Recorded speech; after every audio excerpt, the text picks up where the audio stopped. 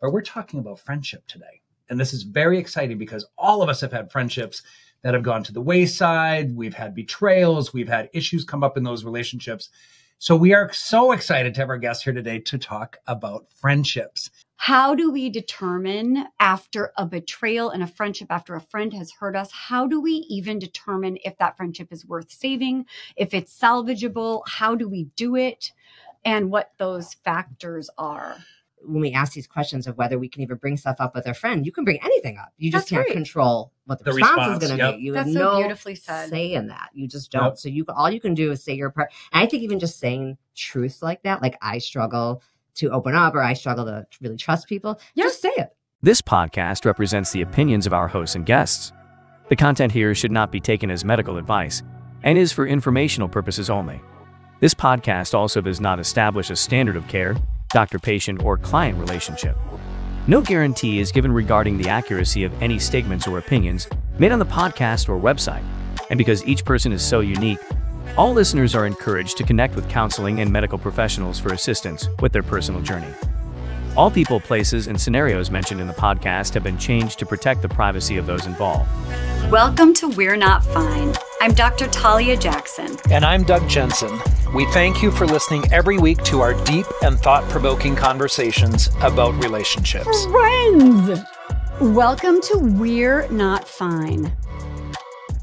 We are so excited. We're on the same couch right now, and there's an empty chair for a reason. We have this beautiful guest on. Her name is Nina Badzin, and she has a podcast, and she's a writer. But the question today is, how do you even determine if your friendship is salvageable, if your friend really hurts you? Do you like stay if there's friends? some kind of rupture of trust or something that betrayed or there's hurt or whatnot?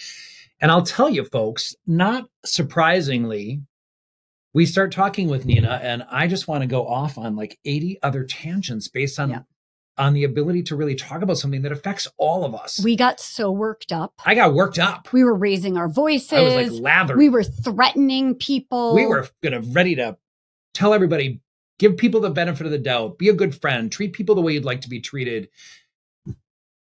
Do your work to like let other people shine and be bright in this life. That's right.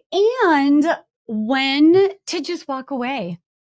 And she liked us, and she wants to have us on her podcast because Nina. we're such good friends. Yeah. She's like, you guys have a very interesting friendship. Was that when I ripped the pen out of your hand and chucked it across the room? No, that was when you actually stabbed my abdomen. So I'm bending over right now. Or was it when I bit your hand?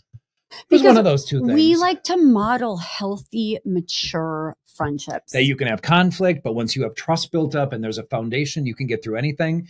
And values being important. So this covers a lot of different things. I will tell you all, though, that we did not get through our questions. We had like half of them left, but I think because of how we work and because of how we talk. You shouldn't tell people that. They don't need to know what's going on behind the scenes. I have no problem being honest and trustworthy so that I can build friendships with our friends of We're Not Fine. Friends.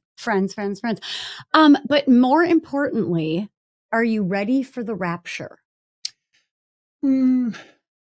Who's excited about the eclipse? Everyone should be excited about the eclipse. I'm so excited. I bought those special eclipse glasses. I hear there's fraudulent glasses that people are going to still get blinded by. Did you buy fraud ones? That's the rapture everyone's talking about, is we're going to have like 99% of our population is going to be blind after this. Can I tell you a funny story? Yeah, please. Okay, so I absolutely love my massage therapist. I go in once a month, and I know it sounds really privileged and gross and disgusting, and don't judge me, or you can judge me. It's also about self-care. It's about self-care. So I go in, she's amazing. And I know that she's like, has a Catholic family, but she's really also woo-woo and really into like energy work and myofascial release and all of this stuff.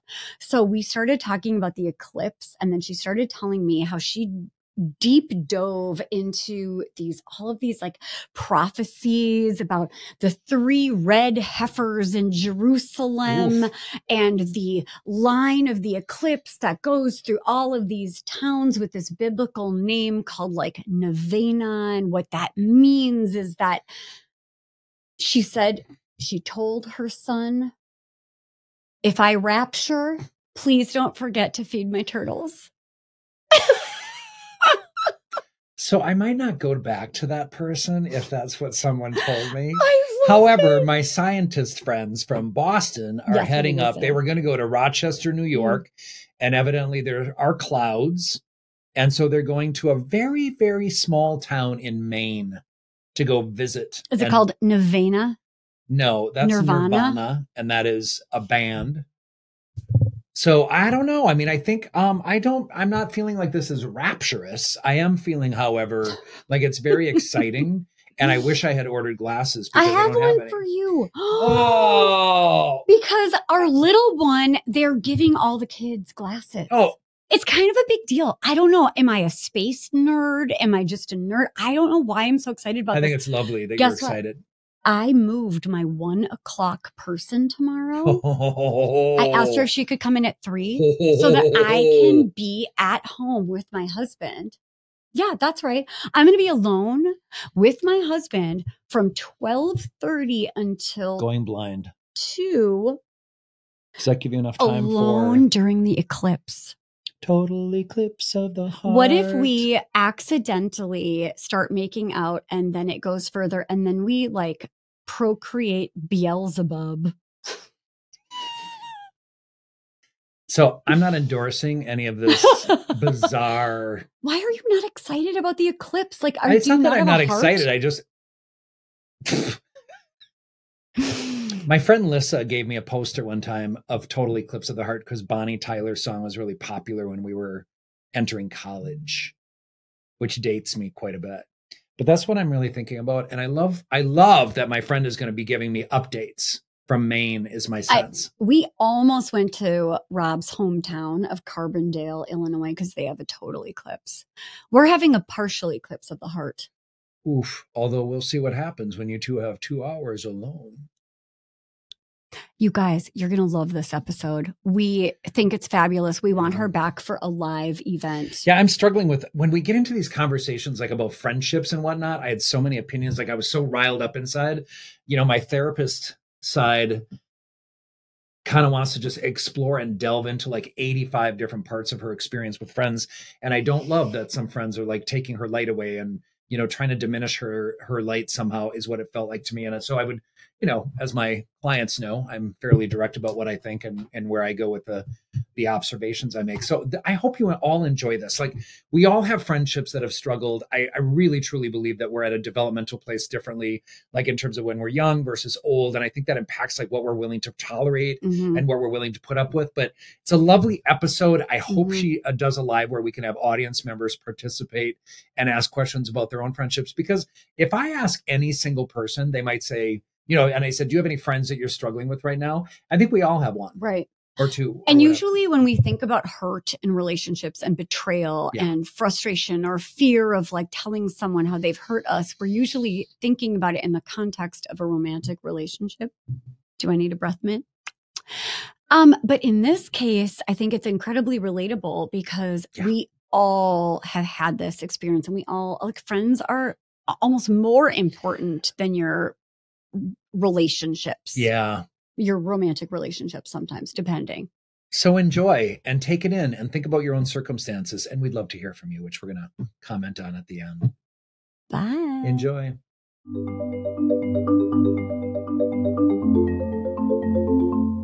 As everyone sees, we have a guest today, and we're very, very excited for this episode. So welcome to another episode of We're Not Fine. Before we introduce our amazing guest, we're going to talk about this topic. So we talk a lot about, like, can you get past things in your relationship? And we oftentimes will talk about it from the perspective of a marriage or a dating situation or a romantic relationship. But we're talking about friendship today. And this is very exciting because all of us have had friendships that have gone to the wayside. We've had betrayals. We've had issues come up in those relationships. So we are so excited to have our guest here today to talk about friendships, which all of us have had one way or the other from the course of our life, like from being a toddler on. And so many people don't know what to do with friendships, and friendships feel more immediately able to be like disregarded and moved past. I don't think that's true. My circle of friends is very important to me. That's right. And if I lost any of them, you would die. I would perish. You would be a shell of yourself. You know how this is for me. Like my dinner, my birthday dinner, these are like my important. trusted people. So Nina, I have this circle of friends because I'm not close to my family of origin. And so I developed this circle that is so critical to my well-being and support. So I can't wait for this. Welcome, Nina. No, please, Nina. Have you heard the expression family? Oh, yeah, of course. Yeah, absolutely. That's what you're describing. I love that. Friends who are like family. They are my family. Chosen family. And I'm so sorry we're not introducing you yet because that's really important, but I love that you jump in. We're keeping her a secret. Because this is so exciting because truly they are my family. And so if I did not have one of those people, and getting into that circle requires a ton. But you all have like endured difficult Doug. I'm not an We easy have person. to endure Doug. That's what the family is about. That is. You have to endure Doug. And because of all of the exhausting labor, we end up loving you. Even Exhausting more labor. of joy, pure joy, labor of love. Welcome, Nina Badzin. Thank you. I'm so excited to be here. We're so excited to have you. We are truly very excited. And you will see, friends, why we invited her in. And it has nothing to do with the fact that I actually know her from my children's first elementary school experience, where we were all in the same school and she's a mother of 4. Yet she looks like a 17-year-old, so I don't understand it. I was going 15. Sorry. Look at the glow. Do you know where we actually met? I'm purposely doing this live because I realized earlier today you told me that you obviously know each other from the kids' school. I think, didn't we meet in a bar class? Does that sound familiar? Is that ringing a bell? Oh my God! A long time ago. A long time ago. Wait, was this before the school? Somewhere in West End. Yes. Or yes, it wouldn't be West during, End. It would have been in Calhoun Commons, that like yoga bar one. No, maybe it was yoga. I don't know. No, it was bar. It was bar. Oh my God. I forgot about that. So Nina has seen my butt. Right. We've seen each other's. What? Okay. I'm doing bar now. He wasn't getting enough attention. I'm sorry. And I know that's neither here nor there in some ways, but actually in friendship, like I love what Doug said about close circle and people who are like family, but there is a place in the world too for casual friends, like people who you are excited to run into, you know each other. You might not know each other's deepest things, but that actually rounds out our lives a lot. You know what? I've never really thought about that. That sometimes, I would be really curious. Thinking about it now. It's what we missed in COVID. It's right. That's what you missed in COVID. You didn't FaceTime your casual acquaintances. You FaceTimed or did Marco Polos with your closest friends. That is so real. It's almost like we had a tier system when COVID started of like, if I'm only with my nearest and dearest, that cuts out 80% of my circle. And a lot of happiness comes from that every day or a couple times a week, just run-ins you have. And we missed that. Anyway, so you were one of my run-ins. Well, so this beautiful woman, Nina, is a Minneapolis-based writer, as you can tell from how eloquently and articulately she speaks. She focuses on friendship, it sounds like, since 2014. Yep. And in the last 3 years, she has been hosting her own podcast called Dear Nina, Conversations About Friendship. You should absolutely look her up and you will fall in love with her during this episode and then you'll be her number one biggest fan. Yes. And don't forget about being a mom of 4 teenagers. And so you know friendships. You understand how people interact in the different levels of all of this. Will you tell us? Oh my gosh.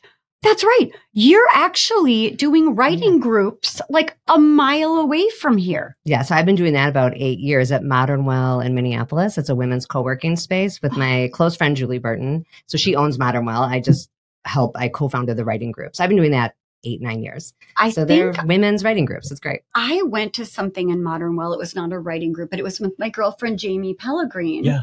Who does yoga, Pilates. I met her at the last live event. Oh, I love her so much. Yeah. And like Blue Butterfly Wellness. And she paired up with this woman, Kristen, who does sound healing. Oh, interesting. So they did like yoga and sound healing. There's cool really stuff there. And that's a beautiful mile away, maybe. That sounds like a great resource. It's wonderful. That's really great. I'm very struck by what you said, Nina, about, the casual relationships. And it really made me think like on my day-to-day basis. Mm-hmm. So the other thing that happened to therapy practices is that a lot of people went hybrid or they went remote. And I do both. So I have 2 days in my office and 2 days at home. Those 2 days at home, I am in contact with nobody, right? And so it's a really interesting thing to hear you talk about that. And I'm like, how many people did during the pandemic I not interact with that now if I see them at the grocery store, although I do Instacart now, That's right. Like I don't go to the grocery store anymore. Yeah. So I'm missing all of those opportunities. I don't develop those relationships anymore. So it's really fascinating. But I do feel like you flex that skill when we go out and we have cocktail out in the world. You make like 28 friends. That is correct. And then we get minimally. We got their names and numbers last time. We do. One of which we scared so much when we said you're going to be on the podcast talking about your relationship. She goes, "Oh no, we didn't see them again." No, yeah. So, and then when your husband came, they said, "Oh, you dare yourself to speak with these two people." Nina, tell us about because really the timing of your podcast is interesting. So tell me about why. So how you got into it. Let's back up. Because I think it's important to say I'm not a therapist. I'm not a social worker. I really am a writer. And writers have beats. If you're a freelance writer, I'm not a fiction writer. And before the friendship beat, I was on a parenting beat. I had a column about parenting and I wrote about parenting for many years, different magazines and things. You kind of run out of stuff to say if you're not willing to use your kids as material, which I was not. So once it became clear that I didn't want to talk about the kids, my oldest was about 10.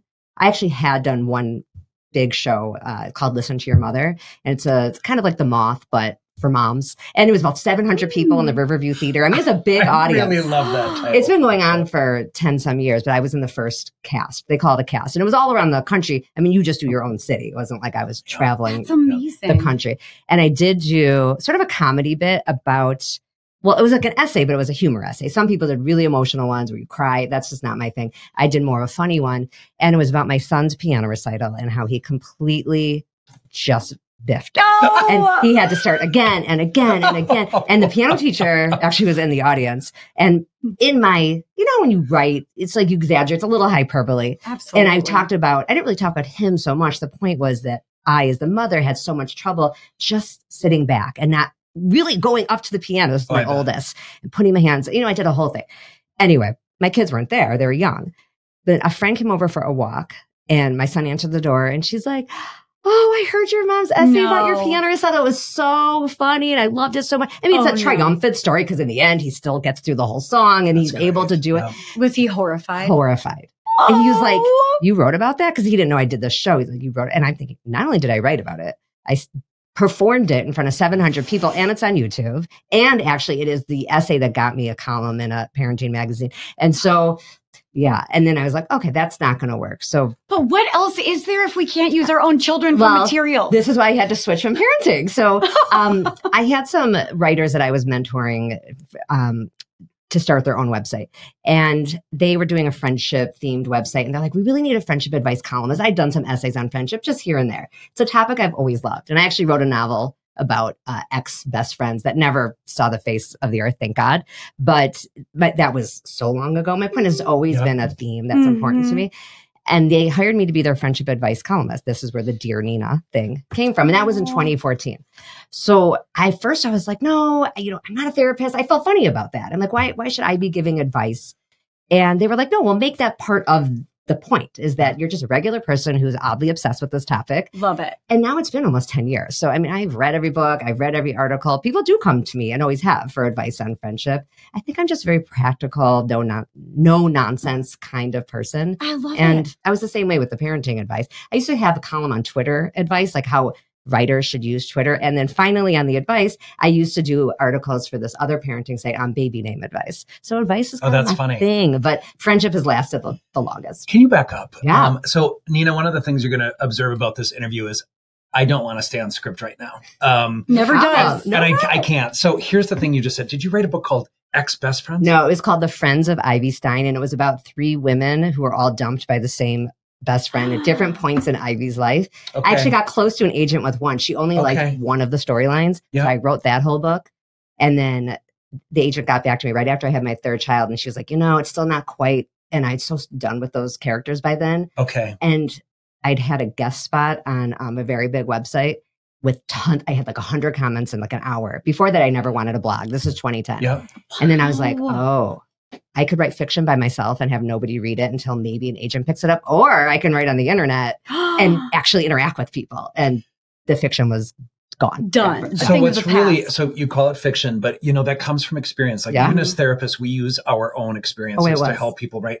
I bet it was like, that's why you were talking. juicy. And I don't know if you saw my eyes, but I'm like, I want to know more. Who is I want to know more. I got to Einstein? bring her back to that because it's, we learn about these things by ourselves and experience. And I'm like, I don't even think it's on our questions, but I need to know your experiences about that if you're willing to share, because when we lose those people, as I said before about my family, I can't even imagine losing one of them. It would be just horrifying to me if you weren't in my family. But that is, and there's two gentlemen out there who are in my family as well. But that the betrayal, it's like we do when we think about betrayals and how to move past betrayals, we're thinking about romantic relationships mostly and not how painful it can be to lose trust, or how do people even, I mean, we'll talk about all the factors of this. Well, and I'm so sorry. We're going to go way off. Like even developmentally, I think about the times in my life where I look back, like in college, I'm like, fuck, I wish I'd have done that differently. Like I wish I'd have not. And I went back to one of my friends from college years after, and I said, I just need to apologize to you for what I did. Because I was such an asshole. I wasn't like, as a gay man, I had not come out yet. And I was like struggling with some jealousy, I think at that point.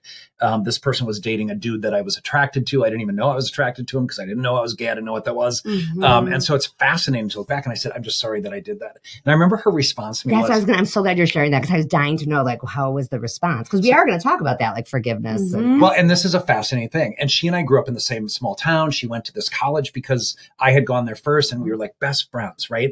And she literally said to me, I remember her first words, it doesn't mean we're going to be friends. And I said, I'm not asking you for friendship. I just needed to say, I'm sorry. And I really meant that. So Nina, honestly, for me, I was like, I don't want to work on that anymore. The water's under the bridge. But you just, you wanted to feel good about how you showed up. Yeah. It was brave of you. It was also very brave of her. Wasn't it? To actually say, I assumed some form of like, I forgive you. But I won't forget it. I'm not interested in she didn't actually say, well, she didn't say she was forgiving me. She actually just said, she said something about like, this doesn't mean we're friends again. I said, I'm not asking for friendship. And then I felt like a shit for doing that because I wasn't looking for friendship anymore. I just needed to say, I'm really sorry, because it was a shitty thing to do. I was behaving so immaturely at the time, right? And so that was the interesting piece too. I wasn't looking for her and I to like resume. And maybe she thought I was, obviously, right? Yeah. So yes. I mean, the friendship breakup topic brings people to my website, my podcast a lot. And I don't only cover that because it would be repetitive. There's so many aspects of friendship, but that one, it really does, like you were saying, Talia, that the romantic relationship, people think that that's the most hurtful breakup. And of course, people are hurt by that. The friend ones feel so hurtful, I think, because you can have more than one friend. So when somebody chooses to really not be friends with you, it's like they really don't want to be friends with you. Because it's not like you have to choose just one. You can have many friends. You don't have to be so close with everyone. So for someone to really cut you out just feels so personal. It's hard to tell people not to take it personally. Sometimes it is personal. And it almost feels in romantic relationships like it's easier to do that because that romantic expectation and the criteria and the, the level of intensity is so much higher. But with friendships, like I've really got to know you and no, thanks. Yeah, thank you. Like, it's like, damn. So in romantic relationships, there are clear expectations of what like a good partner is and isn't, or loyalty, or, in friendships, no one ever really talks about that. And so for clarity, because I don't think we've actually spelled it out, although we did in our intro, the question we're asking today, we're going to put our probably combined 75 years of experience together to talk about how do we determine after a betrayal and a friendship, after a friend has hurt us, how do we even determine if that friendship is worth saving, if it's salvageable, how do we do it, and what those factors are?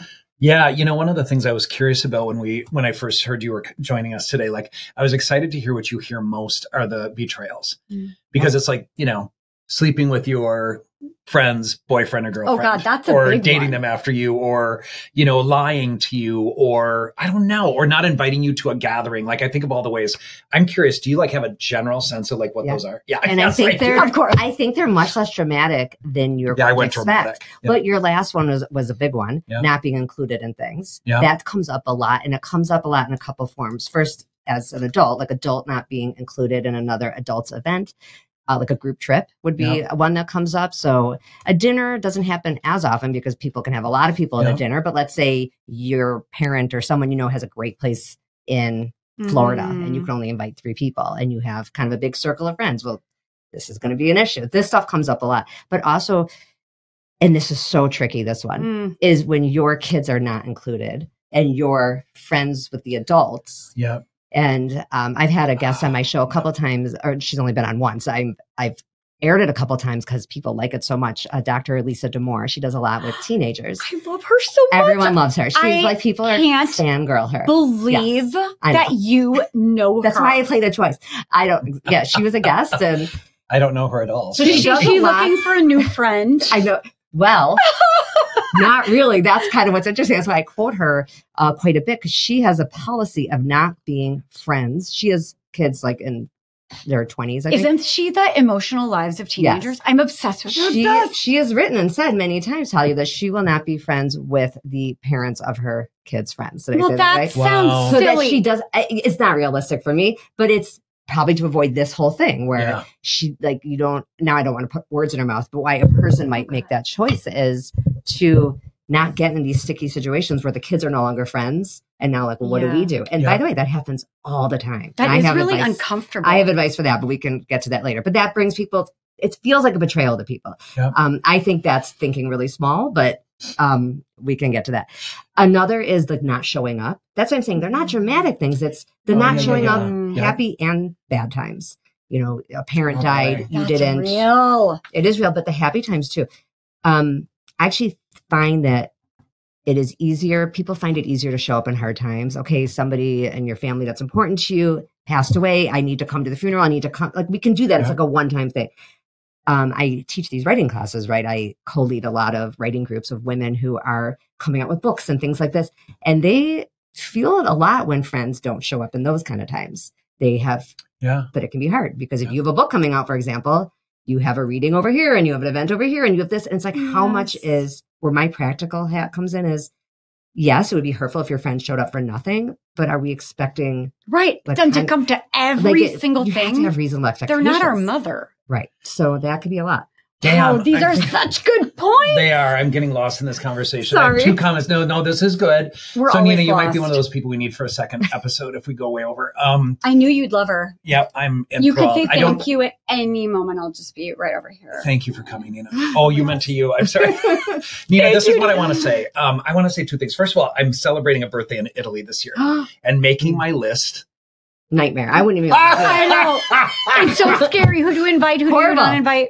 Luckily, she's invited. So this is also what I want to say. And you say, I'm going to go the opposite way. Like, you talked about like being friends with your kids, friends' parents, and then your kids might not be included. I went the opposite way. So I was friends with parents of my child's friends that I necessarily would not have been friends with generally. Like the hockey friends. No, not the hockey friends. Like I love my hockey friends. These are other friends. And at graduation, and this is so harsh, but we had very differing views about humanity and equality and things. And at my child's graduation party, I let my child know I'm going to not be in contact with some of your friends' parents anymore. And so at the graduation party, I said, so we're not going to be friends after this. And I'm going to tell you why. We were wrong. Wow. This is a whole episode. I could never. Hard to do. It's so hard. I have in a small town like we live in, we run into people. Stillwater. That's even smaller. Well, so how did they react? Yeah. I'm dying. I'm cringing. And I'm making sure, I'm sure they're not going to be listening. But here's what it is. I literally was at the bonfire and we all had little drinks. We were drinking. And I said, so I just need you 3 to know that we're not going to be friends after this. And the wife looked at me and said, what did you say? I said, yeah, these conversations we've had about race and about human equality and laws and whatnot, they don't work for me. The way that you treat people who are different than you. The guy says, I think Doug's starting a fight. And I said, oh no, the fight happened a long time ago.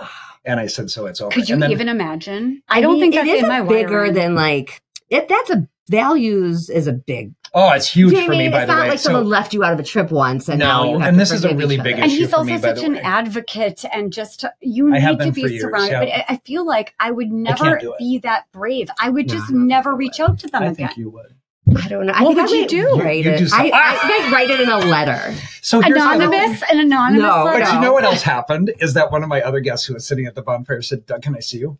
He got really nervous and he goes, are you talking to me? And I said, no, I'm not talking to you. It was very sweet. And then, you know, I have left so many friendships. I cannot talk about bullshit. I'm so sorry. I need this one. Do you see this? Oh yeah, she doesn't like to be stabbed with a pen. I've heard. It's a very weird thing about crazy? me. If you had actually been stabbed once, we might have a conversation. I've been so close for a year and a half. And it's always like, it's usually like more like in my eye. It's like right here. If you look at our YouTubes. You still have your eyes. That's why I wear glasses. Duck, duck. So yes, and it's really interesting because I cannot listen. Like one of my ex-friends actually said, you know, those children on the border deserve to be in cages. I'm like, never, ever will I talk to you. That would absolutely be a deal breaker. Yeah, those are like bigger, more dramatic. That's right. But that friendship was really solid before that, and I really just can't do it. Like goes to my personality though. I can't do that anymore. I look at that person differently without regard and respect. Well, absolutely. I'm there with you on that. It's just like, I don't think I would be able to look someone in the eye and be like, I don't want to be friends with you anymore.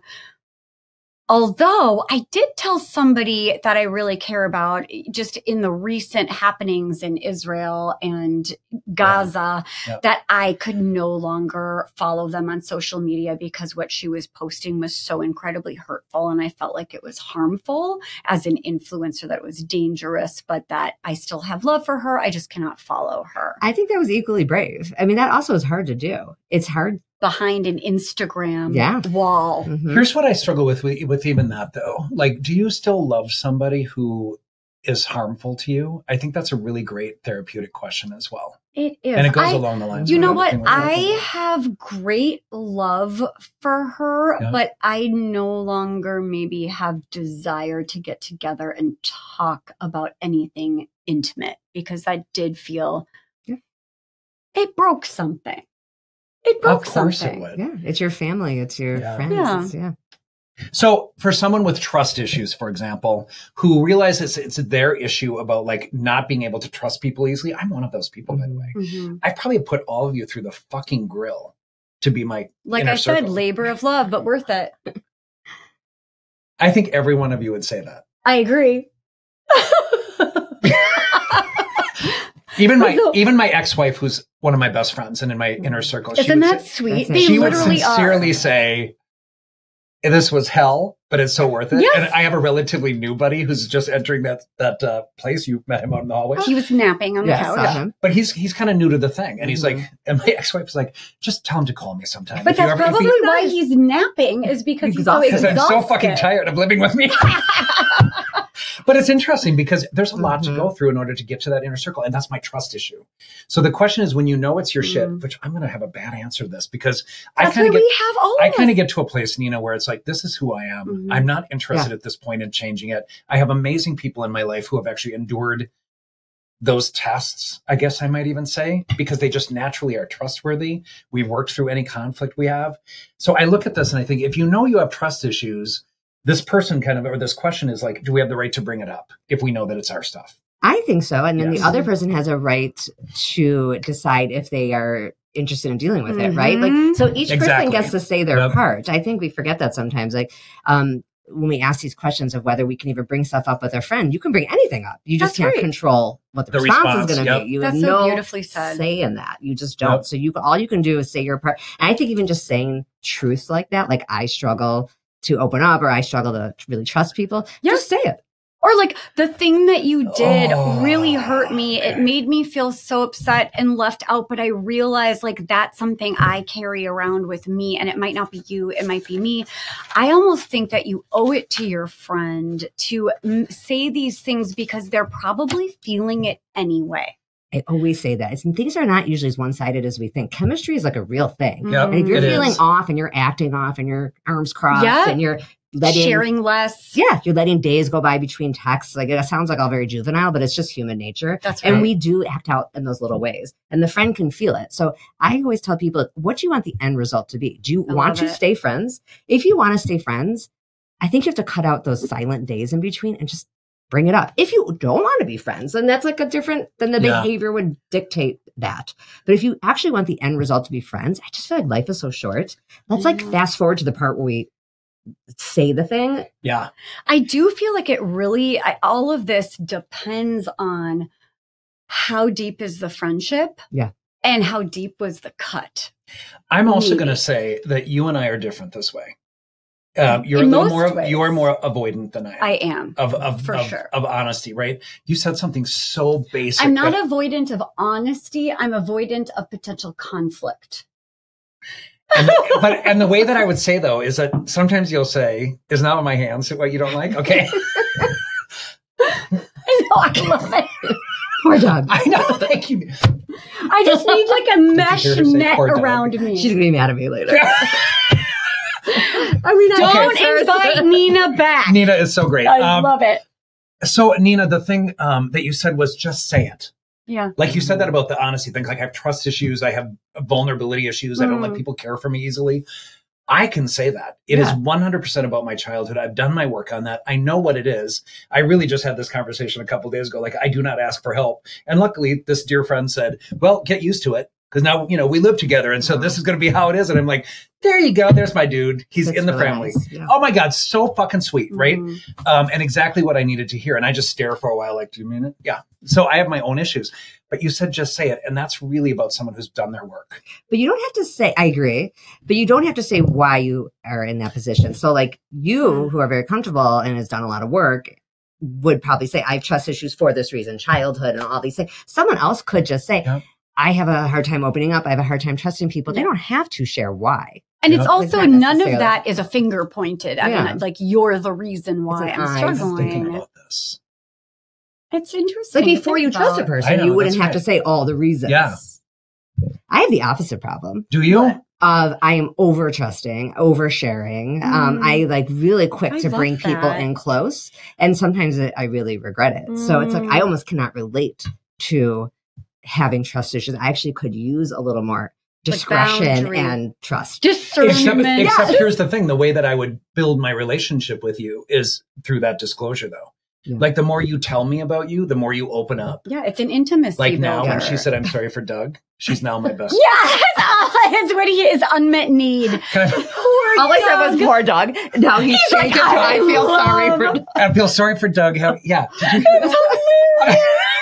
So poor, big, strong, handsome Doug. But for real, Doug, we would build through like disclosing and being honest, but it sometimes can be a false sense of closeness. Don't you think people can get close really fast through being maybe overly vulnerable? And I'm sure you see this with alcohol. I didn't even think of that. But even just regular, sometimes I'll go on a walk with somebody, and at the end of the walk, I'm like, I just said a lot of things. Yeah. Nina, I'm going to tell you something though, and this is definitely part of Doug. If you and I now, as a result of this, if I saw you out in the community, I would have an immediate connection to you. Mm-hmm. I would feel like I trust you. I know you. I would hug you. I would do all of that quickly. And it's because, and people would be like, oh, you two know each other. Yep, we do. Like the intimacy. So I really mean it. Like it's true for me. But you know what you're saying for you is that like sometimes you will have a bit of a vulnerability hangover. Yep, I do. Where like you're regret. just like, that was too much. Yes, I said too much. The person didn't say enough. Yeah. Like, why do I feel like I have to do all? I'm like, now you're my therapist, which is great. Both of you. It's like, why do I feel like I have to like do all the work and fill all the silence? Like it's like my job to keep the conversation interesting. It's like I take that on a little bit. But then what do you do with that feeling? Like, well, how do you feel about that person? I want to just jump in. First of all, the way that you talk is so articulate. Mm-hmm. I wrote down You voice. should be a writer. I wrote down voice here up here. Your voice is amazing. Like it's really easy to listen to you. And so I find myself thinking, you said something as well. You said life is too short. Life is too fucking short. Mm-hmm. Why are we wasting time worrying about what people think about us? The people who care about us. So when you say, what do you do with that? You have to like say, you know what? The people who don't naturally stay in your sphere are not meant to be in your sphere. And I really believe that. Reciprocating. It sounds like you have trouble with the people that like you share everything and they're like, oh, that's too bad. So the thing is, worst. Well, I know, but you know, the thing about hockey that is so funny, the Stillwater Hockey Group, everybody listening from Stillwater Hockey is laughing right now. The loudest The loudest pony supporter in the stadium is always Doug. I have the loudest. But you're the loudest everything supporter. What? Nina, don't you feel sorry for me? Talia, I met her in bar all these years ago. She's still my first friend here. Oh! I'm loyal. I'm loyal. Oh God, I love loyalty. I hate it right now, but I love it usually. So I'm the loudest person. And so, I kind of looked at it and I'm like, and I knew people were talking. Like I heard people look around at me and I'm like, because I just don't care. I don't know that I give a fuck because I've had these amazing people in my life. So, but that's not vulnerability hangover. It's not. I don't have it. Don't have By the way, I don't have it. Yeah, you clearly So don't. I would say to you, the people that are and I have amazing friends from that experience who thought it was the fucking funniest thing ever. And of course, I thought 5-hole was pie hole for the longest time, and that's a big joke at the group. I feel like that's like a hockey joke. That's so the thing is, if the shot goes between the goalie's legs, that's the 5-hole. I heard pie hole, so I'm like, watch your pie hole. Oh, that's funny. They let me do that for a whole fucking season. So the next question, tell us what you think about this.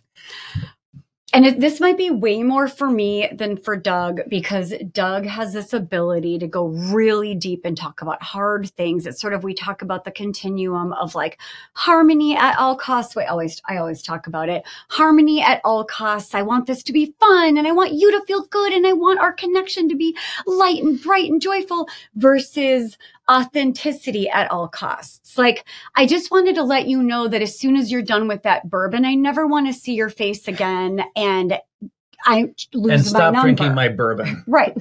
So it's like, I'm sorry if it hurts your feelings, but I don't like you. Bye.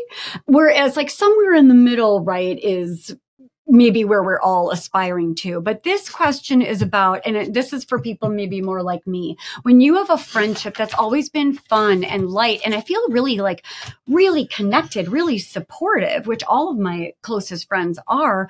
But if there's been some rift, like we have difficult conversations all the time, but never about like, you did this thing that really hurt me. We've had that happen. We have had that great. happen. Yeah. Yeah, because I think when you've had a successful like mini confrontation, I barely want to say confrontation because it's not really confrontational to tell somebody something they did that hurt you, that is solvable, and it was successful. Yeah, you can draw on that. Yep. I mean, I sometimes ask people point. to think about other times you've had to say something uncomfortable, and it worked out. Because Yep. it's our worst case scenario. It's like, oh, they're gonna like, what is the worst case scenario? They're gonna be upset with me. Okay, but they did something that upset you, so. I know. Like sometimes they need a minute to not be defensive.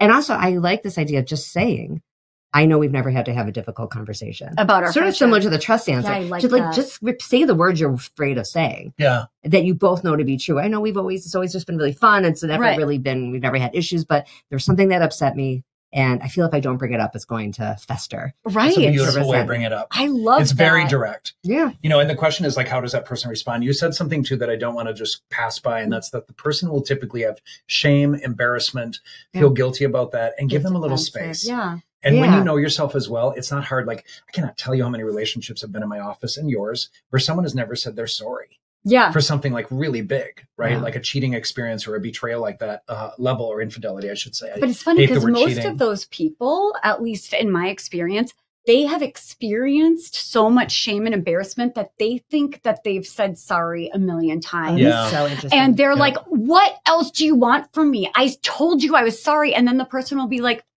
you have never uttered those words. Well, isn't it obvious that I'm sorry? Yeah. And not only that, but I'll typically say, I don't care how many times she or he needs it, right? Yeah. You just say you're sorry each time.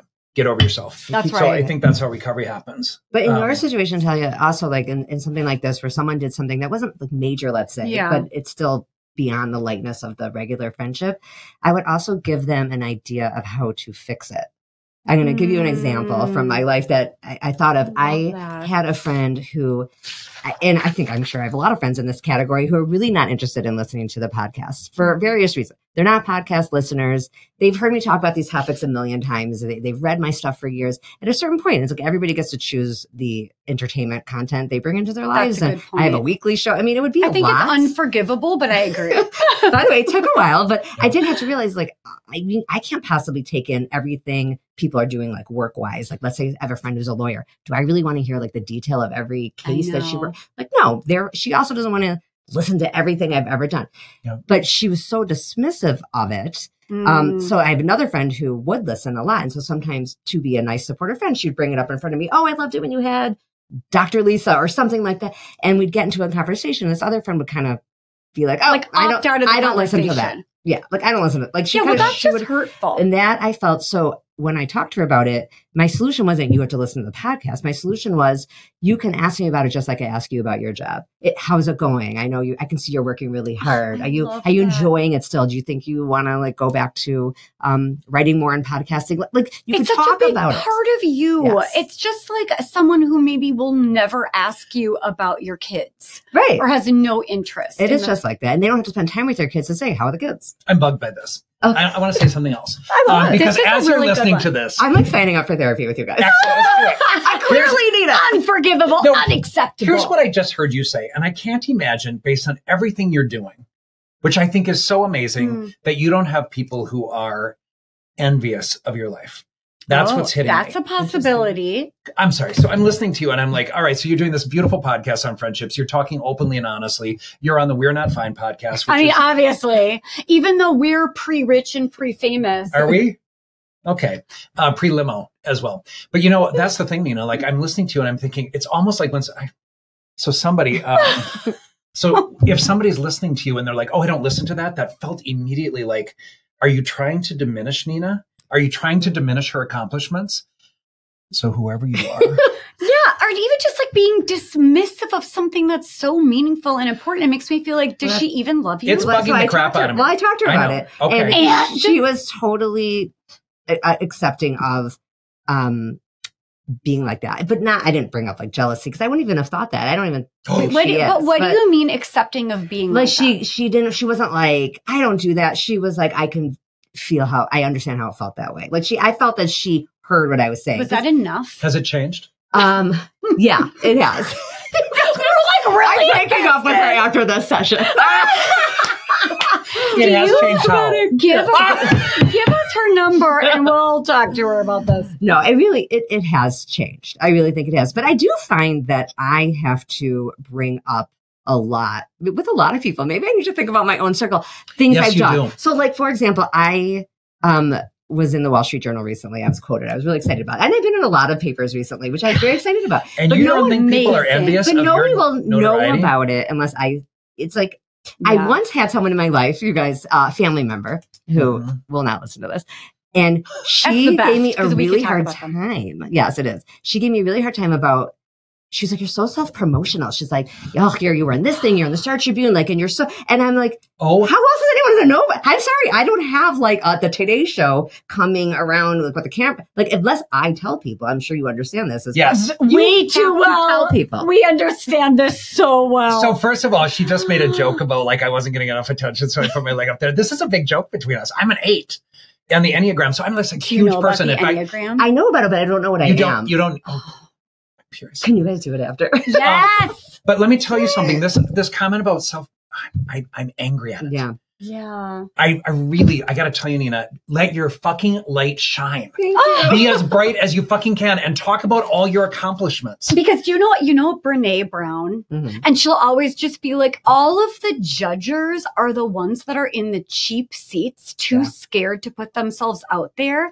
But we're in the arena, and that is so scary and so vulnerable that we can't listen to the people in the cheap seats being like, let me guess. I don't want to put down people. People have different lives, right? Like people can be in the cheap seats and be okay too, but you said something, down. Nina. I'm sorry for being a therapist for a second, but you said maybe I should really consider who's in my circle.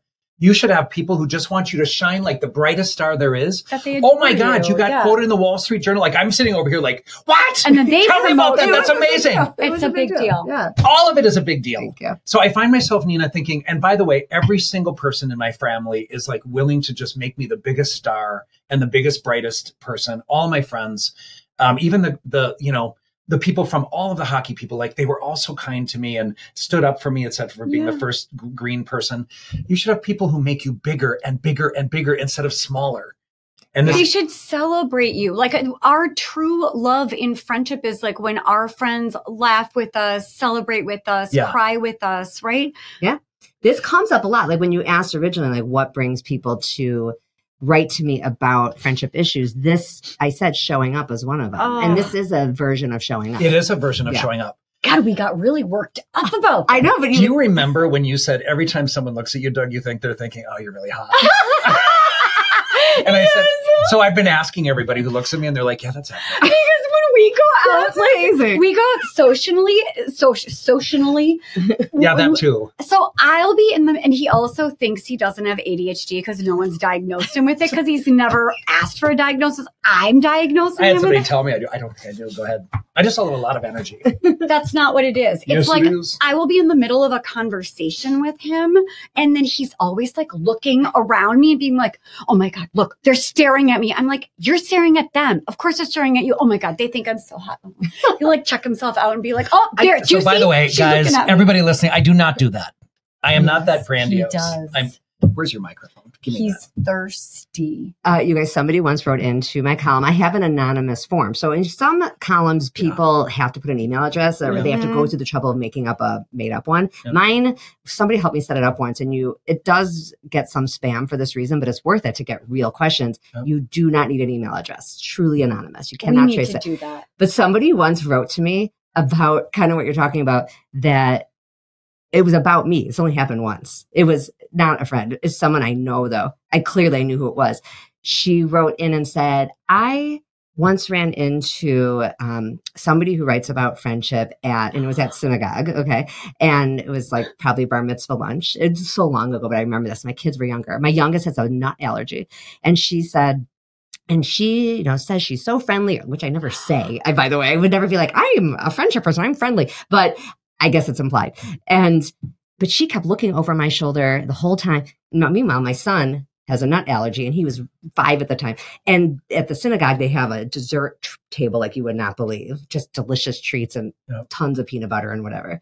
What was I looking at? Right. I was looking at my kid to make sure that he wasn't Near the peanut grabbing butter. like a, peanut butter cup thing. But she wrote to my... Even though I didn't have her email address, I know who. I just knew who it was. This What is did so she long ago. say? She But claims to be so friendly. The gist was like, "Can you believe that? What should I do about this person?" But did she think you were glaring at her? She thought I was looking for someone better to talk to. That's what made me think of it when you guys were joking about Doug looking around. Oh, so This is I'm like about so to- off topic. I'm no, about it's to not write off into topic your because friendship it's column. about how you develop friendships. So this person would not be a friend for you. No. Like That's they need right. to be like, what do you, or just like trust you and give the person the benefit of the doubt. So by the way, I do not think I'm the hottest person in the room. I'm just going to clarify that. I do. Get Well, really you're nice not feedback. in this room. I am the 3rd hottest person in this room. You are the hottest there's in 3 some people. rooms. Yeah. in some sometimes. But here's what I think about that. But I do have confidence. I don't honestly give much of a fuck what people think. But that's been years and years and years of being told I'm arrogant, being told I think I'm better than this, being told my practices got prettier people in it. I actually had somebody tell me that. I'm like, oh, goodness, okay. Well, don't forget the people that call you an A-list gay. Yeah, I've been called that. I hate that. It's pretentious and rude. Then I'll cancel the Yeah, can you cancel t-shirt. it? I was just For the birthday, getting for the done. Italy Yeah. Cancel. We still didn't finish t-shirts. talking about how you made that list for your Italy trip, by the way, because I'm haunted by that. Is it? How many people can come? I think I have 10. Okay. So, the thing about it is, and it really was tough. Like I have some dear friends, my people at my breakfast dinner. I invite all my friends to my breakfast dinner. I mean, not my breakfast. Birthday breakfast? Is that what we're talking Birthday. Birthday dinner. about? Birthday dinner. Why am Okay. I confusing birthday with breakfast? Because you're too excited. You're so excited about this topic. Guess You're what? having like your brain synapses. I am are so excited about this exploding. Oh, topic. good. I mean, me too. I've been talking about it for a decade. I want to go like hours on this topic And it never because gets old. it affects every single person on the planet. So the Italy trip. So everybody at my birthday dinner, I invite everybody, even if they're from my friends from Boston. I have a dear friend from Scottsdale. Hi, Sue and Stan and Nicole. My friend Kelly couldn't make it. And so there's like 4 people that were missing from that, but otherwise it's my closest people, right? Really nice. And so it's really fascinating. I could invite all of them, but the place has 9 bedrooms, right? And so I kind of chose based on who I don't see as much. Yeah. My friend Sue is from 4th grade. Hi, Sue. And so like we just have been maintaining this, but I could invite 4 more. There just wouldn't be enough room, right? Right. And I know, by the way, my friendships are ones where those people will not be hurt by it. They're not going to be like, and then one of my friends can only go to the first part in Florence and Rome and then not go to the shared Airbnb, which is too bad because you all need to meet Nicole. I would love to meet Nicole. But all of my friends as well are going to get along. They're all going to get to know each other. You know, not everybody likes that, by the way. That's a whole other friendship thing, is whether you're like a hoarder or a connector. I'm a connector. I'm a connector too. I could not share my friends more. Wait, is a hoarder like a gatekeeper? Yeah, like you keep your friends. No, that's separate. it. You're told. Yeah. There are people who do that, right? I mean, I'm a huge connector to the point where I don't know if it's like a Minnesota thing. I'm from Chicago, but I've been here 20 some years. But I feel like I would walk up to people sometimes and the body language was such that it didn't seem like they knew each other. If I knew them both, I'd be like, oh, I would introduce them. They'd be like, oh, we've known each other since third grade. Okay, I couldn't tell. Minnesota. Yeah. I hate being in an environment where people don't know each other. I love to connect everybody. I also know that all of my people have something in common. And it's not just me. It's that, do you want to say me? It's not just me. It's that these people are all really fucking good people. Yeah. So Josh and Jeff are two of my closest friends. They're both going to Italy as well. Oh, fun. So I know it's going to be so fucking, hopefully he doesn't sleep on the couch the whole time. And if he did, he did, because I love them unconditionally as well. But I know everyone's going to get along. Yeah. And they're going to be respectful to each other. That's great. You're definitely not the hoarder. I could not be less of a hoarder. You want all of your people people to love each other and connect with each other. And when you and I are really out, beautiful. I'm like, she's my co-host. I know she won't talk about the podcast, and then you're hiding under the table. I'm like, come back up. But I'm proud to share you with everybody.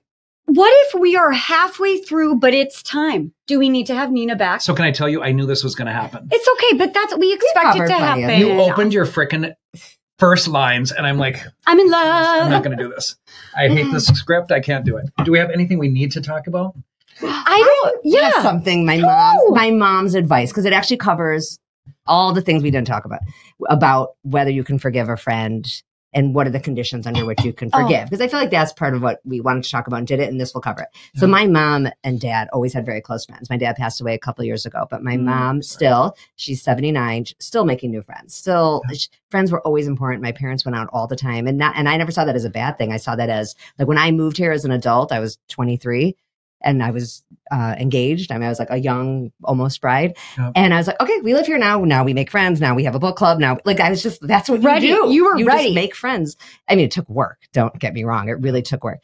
But when it comes to forgiveness, my mom says all the time, if you can forgive somebody if it's something they did, but not if it's who the person is. And this is the issue you ran into with your issues with that group. It's that if you have to be able to differentiate that. Something somebody did versus who the person is. So my friend who was being a little dismissive, that was like something she did a few times. It wasn't like she did it a million times. She did it a few times, and I kind of called her on it respectfully, and she stopped doing it. I love who she is. Like, so that's forgivable. Like, that's very forgivable. Well, that is fascinating, because I was thinking, okay, like, how deep is the friendship versus how deep is the cut? But what you're bringing up is this idea of you will actually never know if it's like state or trait. Or unless you actually bring it up and see how they respond. And if they're like, oh my gosh, I didn't even realize I was doing that, because I am confrontation avoidant, working on it, right? But I'm helping you. He's helping me a lot. To have. Can I be honest? You said something like you've confronted 6 people in your life, and I'm 2 of those. Oh, that's yes, you're probably 4 of those. But he was like a safe person to do it. Yes, it's true. But it's terrifying in some ways, because it sounds like for someone who's wired like me, who is really afraid that if I bring something up and someone gets incredibly defensive, that's going to rupture the friendship, or I'm going to hate the way they respond. And I don't even want a friend who does that to begin with. Like, I talk myself out of even wanting to be friends with them, because the thought that they're probably going to be defensive and this is just who they are, I might as well just. And they haven't even done it yet. You have to give people the opportunity. Right. It's like a gift. I think if you don't give somebody the opportunity to respond, it's 100%. Really cool. It's benefit of the doubt is what I would call it. Yes, I talk about that a lot. I've written about that a lot. Resonated with you when I said it. Yeah. I've written a whole article just called "Give the Benefit of the Doubt." I say that for relationships, marriages, all the time. Here's the thing: we are so forgiving of ourselves. I think that's a big thing. A lot of us, even little things like why we were late, why we took too long to text back one time or something, like we know why. That's right. But we assign so much blame to the other person and malintent. Yes. Sometimes there was a bad intention, but sometimes it really wasn't. Yeah. And if you don't bring it up, you shouldn't bring up every little thing. I do think there's a place in the world for like just benefit of the doubt and assuming the best. But if you have something a little bigger and you don't bring it up and you let it fester, like I kind of feel like that's on us then. Well, exactly. But that's but my way of looking at it is like there's so much benefit of the doubt that it's like they probably didn't mean to do it, but if I bring it up, it would be the reason for the fight. So I might as well get over it on my own. Like they don't need to know that they hurt me because I know how to make myself feel better about it. But if it is sort of egregious and I don't even want to address it because I've decided they are just showing me their true colors, which by the way, I'm making stuff up. I can't really remember. We all do this though. Right. I know you're making stuff up for this example, but I mean, actually the making stuff up thing, we do it for other people, right? We assign a lot of. I loved that. Based on so many parts of ourselves. I want to make one other comment that I think is important. And you kind of talked about your mother at 79, making new friends. Like, I think circumstances, obviously with your father's passing, I'm sorry for that loss, which is really fairly recent still. You're welcome. But, the reality is your mom is in a whole different situation in terms of her social life. But I want to talk about time because, I have a busy practice. We have this podcast, which gets bigger and bigger and bigger and more of our time. We've done some other things as well related to this. And my kids both don't live here, so I travel to see them. My time that I have to put into a new relationship is so limited, and it sounds really awful sometimes, but I literally told this last new addition to my life, like, it's so odd that I let somebody else in who is one of my favorite people to spend time with until 5 a.m. in the morning. But that's his window on Tuesdays between 3 a.m. to 5 a.m. Your window, Doug, or the other? No, it's interesting. I mean, he and I get along so well. So he used to live outside of town, and then he would come and stay with me. And it would be like, he would call and he'd say, I'm coming tomorrow, so take the day off. And we would just literally spend 24 hours talking, go in the hot tub to watch the sun come up, barely sleep, because we had so much we wanted to conduct. And it was so meaningful to me. I love him so fucking much. And so I think that's how it developed, right? And so the time, though, I mean, literally, he asked for that time. He's like, just take the day off tomorrow, because we knew we needed it for our friendship. Now we live together, so we have recently had much more time. So, I mean, it's just really priceless, though. But I find myself limited in resources. And we all are. And time is really precious, which is why we have to pay really close attention to the people that we are allowing into our lives. That's true. And even thinking about, in summary, right? Like, how do we determine how much do we value this friendship? How much does this person mean to us?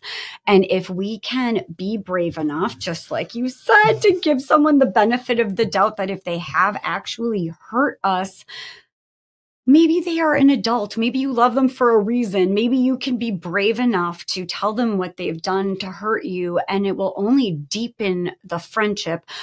Or they will get defensive and hate you and never want to talk to you again. That is one option. But then you know. I know that we're probably over time, but I cannot stop. And so I want to say a couple of things. Can't stop, won't stop. Both. I want to say, I feel very privileged by having the people in my life, and I've worked very hard on those friendships, but not everybody has those circumstances. And so I want to be clear to our listeners and viewers that, I'm very, very fortunate, and I do not take any of the people in my life for granted. Nina, I just want to say some of the circumstances that you've talked about, again, when I said, let your fucking light shine, you are so easy to talk to. This conversation could go on for hours more, and it would never stop. Well, it's because you guys are so easy too, but thank you. I'll take the compliment. You absolutely deserve the compliment. And so, because there are times that, our guests may not feel like the right connection or chemistry. Yeah. Honestly, within 3 minutes, I'm like, fuck this. This is not going this way. I want to know so much more about her differently. And so you knew it, though. You knew I was going that direction, because I was staring at you and I'm like, okay, I don't know that Nina knows me. Okay, so sweet Nina, tell us where people can find you. Are you trying to shut me off? Do you see how she does that so easily? Nina, where can people find you? I am everywhere at Dear Nina Friendship. So Instagram, TikTok. TikTok's a little newer for me, trying to let my light shine. We're going to try TikTok too. It's a whole thing. And it does allow you to be playful in a way, because your stuff gets shown to people who don't really know you. Yeah. Yes. But then sometimes you'll see that someone who knows you in real life saw it. And I'm having to work on that. Just being my full self. Can you please? Yeah, I'm going to. You have nothing to be afraid of. Thank you. You have such a beautiful, beautiful gift. And we are in the arena with you. Yeah, that's right. We oh my God. Kind of doing it. Poo all the haters. Yeah, because We've you got know your that back. there's Yep. eye rolling happening sometimes, and you just have to 100%. Yeah. We got a negative about me on YouTube. And I'm like, and I started laughing. And I'm like, that's funny. And our editor got it off. And I'm like, you don't have to take it off. You know you've made it when you start to get some. That's right. Oh my God. Can I get a hater? It's true. I know. Anyone? Yeah. Anyone? Yeah. You'll get some. I'm sorry to interrupt you. So you're starting the TikTok thing and trying to. I've done that. So it's Dear Nina Friendship on Instagram and TikTok, and then my podcast is just Dear Nina, conversations about friendship, and it's everywhere. Love like you it. guys, we're neighbors on all the podcasts. Well, not really, because you're double. Dear Nina, what on Instagram? Dear Nina Friendship. I'm gonna. And I do match feel you like right now, our or whatever that people is. are going to love you so much. And I bet your people would love us too. Oh, I need to have this friendship on my podcast. Yes. We'd have to do it remotely because I don't have space for all of us in my little studio. Doug can in sit on my home. lap. I can. But would be that's how we harmful work to you. best. Yes. I'll be like, I'm gonna Instagram. But I'm you. so interested in your friendship, and It is obviously pretty it's in other special. episodes here, I'm sure. But I want my listeners to hear about it because it's special for a lot of reasons. The longevity, Yeah. Just It's taken everything so about many it. different forms. he was my mentor. He hired me. Yeah. Oh, so that's interesting. People ask me a lot about male-female friendships. Yeah. And Is he in love with me? Yes, he is. Yes, I know that's like there's that Yep. different. I'm mostly Yeah. gay, but I'm not entirely gay. Yeah, you're married once. I mean, Yeah. Nina, you are the best. Thank you so much for coming on. thanks for having me. It's Yeah. really fun.